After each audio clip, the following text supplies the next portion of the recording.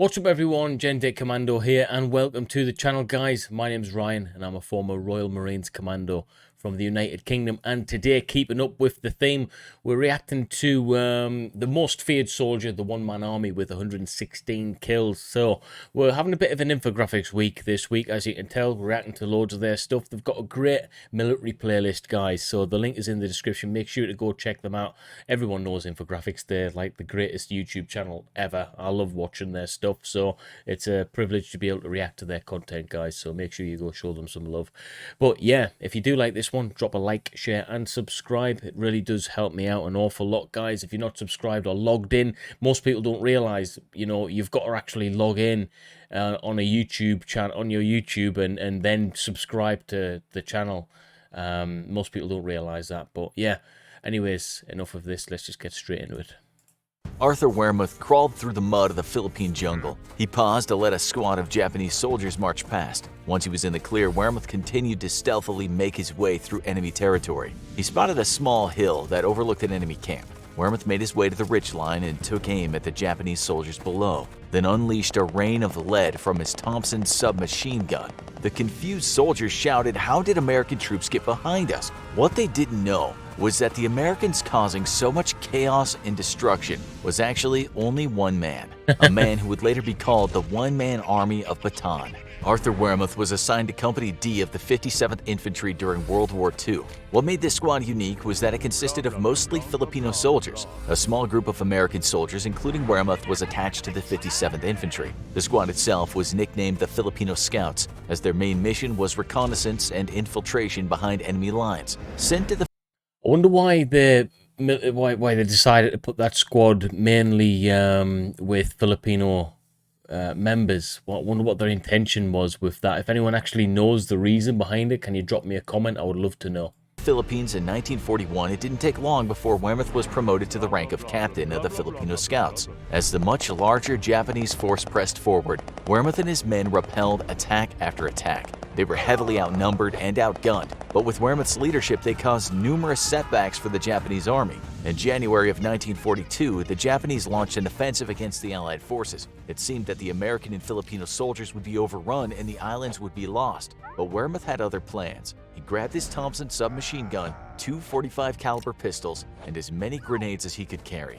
He covered his skin in dirt and camouflaged his helmet with foliage. Wehrmuth snuck across. This geezer seems a little bit like someone who I reacted to before. It was in Vietnam, and he basically is like, it was where the story of Rambo came from. He was just going in, dragging people out and obliterating all the enemy, like literally by himself. Every now and again, guys, these types of legends make their way to the headlines and videos as such, you know, where they just go on a one-man mission. It's almost like they were destined for this time, and they just, you know, they know what they're supposed to do, how they're supposed to do it, and just go crazy, guys. It was as if, yeah, these legends knock about, and they do come about every now and again, guys.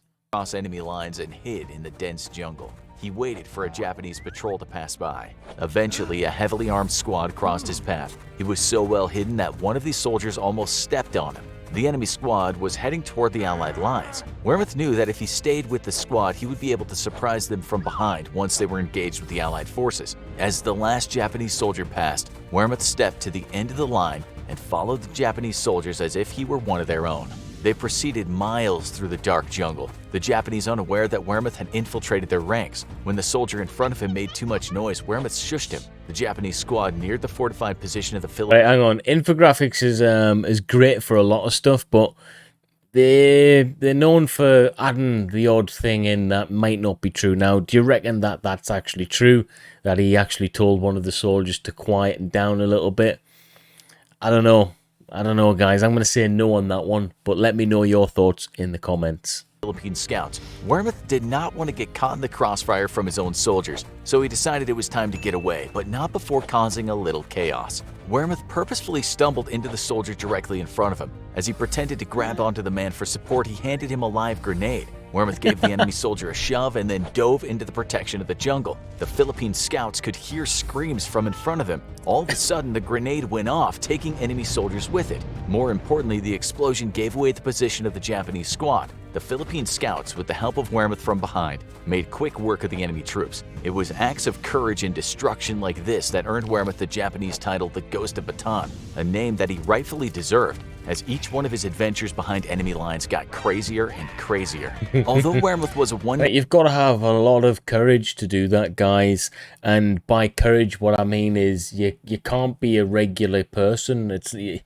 This guy's not normal, all right? You've got to be a bit mental. And granted, I think he's an absolute legend.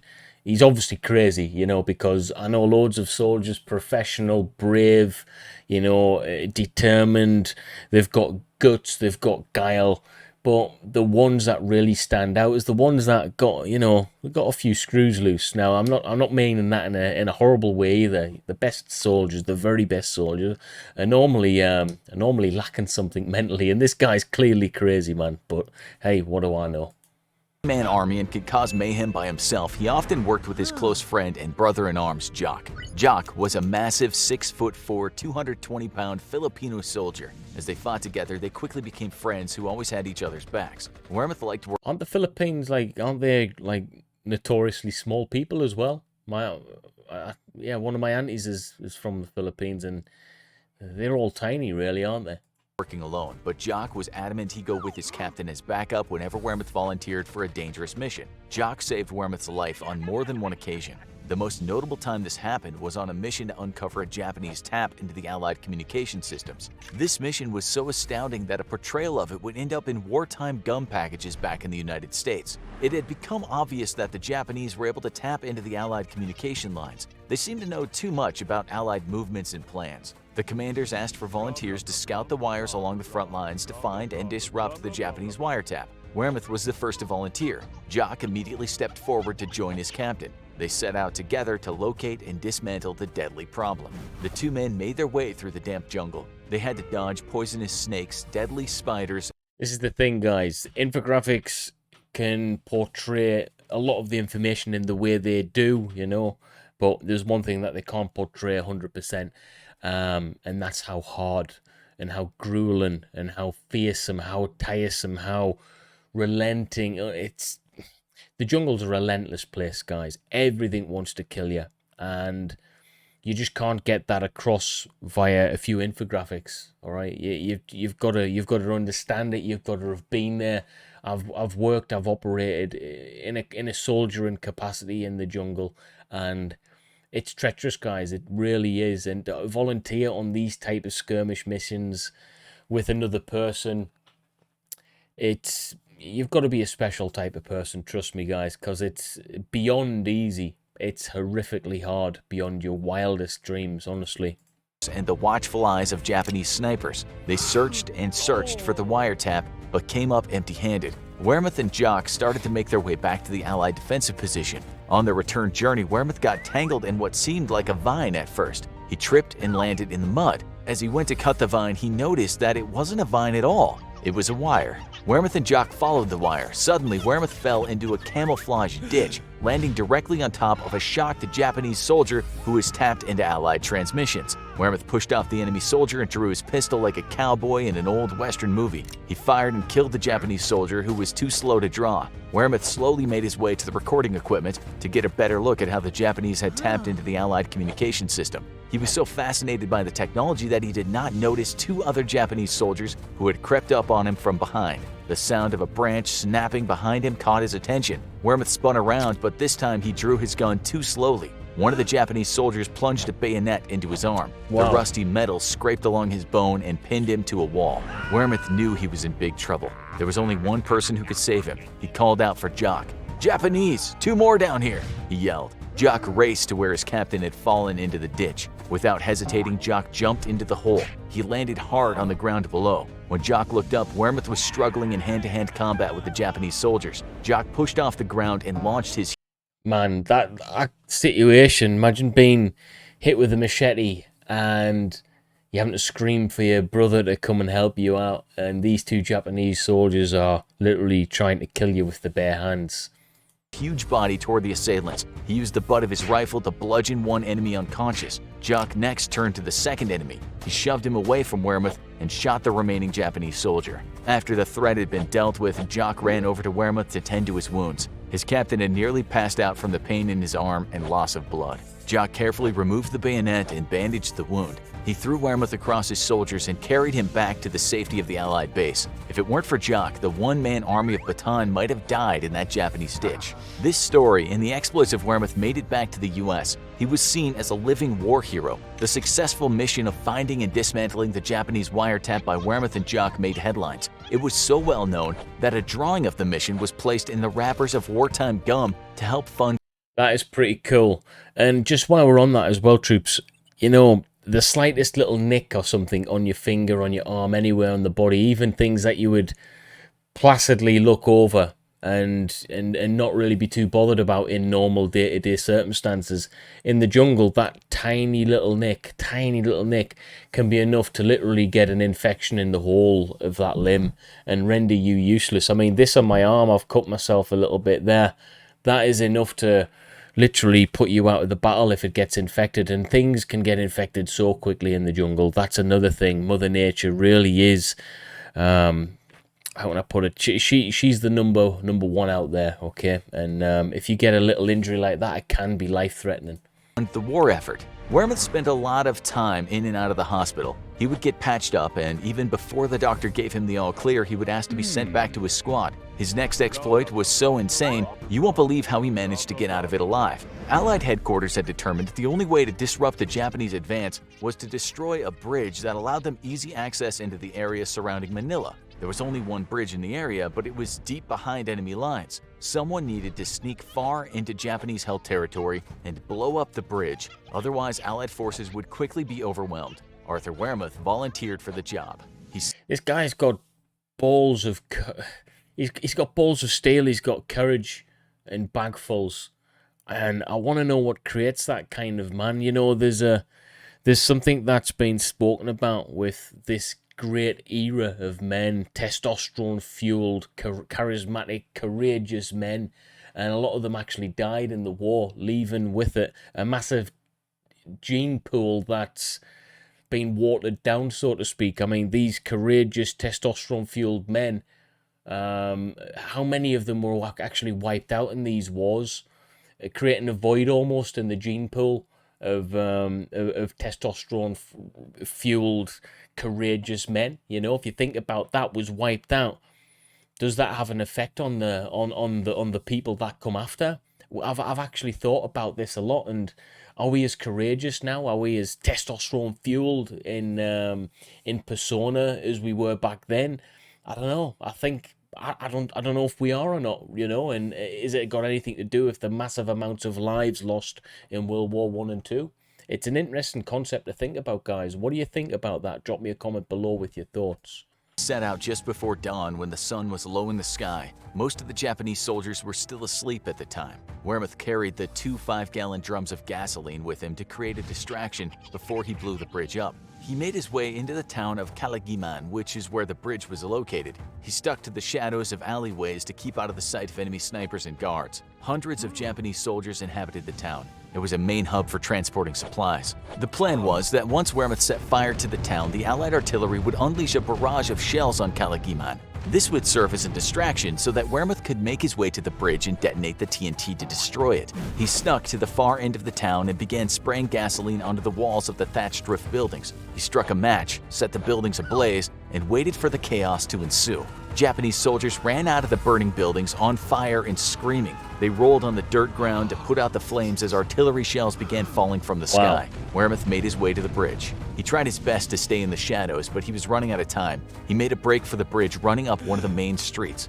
Wehrmuth was spotted by the enemy soldiers who began shooting at him. He dodged fire in the streets, ducked under the flying bullets, and dove for cover. He caught his breath and began running toward the bridge again. He was almost there when a stray bullet ripped through his leg. The pain was immense, but Wehrmuth ignored it and sprinted to his target. He placed the charges while providing his own cover using his Thompson submachine gun. He blew up the bridge successfully and disappeared into the jungle. Upon returning to the Allied headquarters, he was debriefed and sent to the hospital where the bullet was removed from his calf. This was when Wehrmuth received his first of several Purple Hearts. After the surgery, Wehrmuth had no choice but to wait in the hospital until his leg healed. However, as soon as he felt strong enough, he discharged himself and returned to the front lines to join his... Like, you know, wounds like that nowadays, and I'm not speaking from experience because I've never been, you know, injured in that capacity in the slightest, but I know people that have been, and normally it's not. I mean, an injury to the calf and you heal up, yeah, you might be able to go back into the front line again, but most of the time it's pretty much that's you getting sent home, all right, and that's the war over for you. Most of the time, it's certainly it's how it is now, or at least it seems to be that way. And anything a little bit more serious than that, yeah, pretty much most people would leave the military. It's not something you'd stay for. I know there's a lot of militaries around the world where that wouldn't be a career breaker, but you know, Britain, not many people would stay after being shot. I know there is people that have stayed in the military, but again, if they're getting anything serious to the leg or the arm and they survive, most people would just leave. So this guy is brave as hell, man. Squad. He continued to lead his men with bravery until March of 1942, when Wehrmath and his Philippine scouts were ordered to recapture Mount Pucat from the Japanese. This was a suicide mission, but Wehrmath was not going to disobey orders, and he would do everything he could to take the high ground. It would be an uphill battle that would nearly cost the one-man army of Bataan his life. As the squad moved up through the jungle, they were ambushed. One of the enemy soldiers rushed toward Wehrmath, trying to stab him with a bayonet. Wehrmath dodged the attack and wrestled the Japanese soldier to the ground. He pulled his knife and plunged it into the enemy. The Philippine scouts fought off ambush after ambush, losing men in the process. They dealt heavy losses to the Japanese forces as they pushed forward, but the cost was great. As they fought up the mountain, bullets ripped through the jungle trees and into the squad. There was a Japanese machine gun dug in across a stream. There was no way for Wehrmath and the Philippine scouts to move forward without destroying. Machine gun fire, guys. I was a machine gunner in the Marines, and I don't think people can really get a true understanding of just how ferocious these weapon systems are. They're incredibly powerful. Just one of them, belt fed, you know, normally at least 7.62, and these things can rip through anything at an alarming rate, and just the sound alone is enough to scare you. I was firing this thing thinking, wow, I would not want to be on the receiving end of this, and whoever you are, wherever you are, you're definitely in cover while that thing's shooting at you. It is a beast. So any kind of machine gun, I can understand these guys, you're not really going to be able to move from that. It's it would be very scary to be faced with that 100%. The machine gun first. Wehrmath mustered his bravery and led the squad in a daring counterattack. He pulled the safety ring out of a grenade and tossed it at the machine gunner. As the grenade left his hand, Wehrmath was struck in the chest by a bullet. The bullet chipped a rib before passing through his lung. Members of his squad grabbed their captain and pulled him to safety. They retreated back to base to get Wehrmath to a hospital. This wound was the worst one yet. The doctors told Wehrmath he was done fighting and needed to stay in the hospital. But Wehrmath knew his brothers were still out there trying to take the high ground. He would not abandon them. Wehrmath was in the hospital for about a week until he could wait no longer. Against doctors' orders and with pus oozing out of his wound, he made his way back to the Philippine scouts, but it was too late. The Japanese forces were pushing the squad back. Wehrmath was too weak to sneak behind enemy lines and ambush them like he had done so many times before. He called for a retreat. As the squad made their way back down the mountain, Wehrmath slipped and tumbled down a ravine, slamming his head on a jagged rock below. He was knocked unconscious and had to be carried back to the hospital by his squad mates. He's just pretty much refusing to be normal, refusing to meet, just even meet. You know, this when we're talking about standards in the military, this guy's just refusing to even meet the standards. He wants to excel constantly. He's a ultimate high achiever, and I adore that in a person. I admire that. It's something that I would love to think I could achieve and be, but I'm simply not, guys. I'm humble enough to accept that. You know, that's a different standard completely, guys.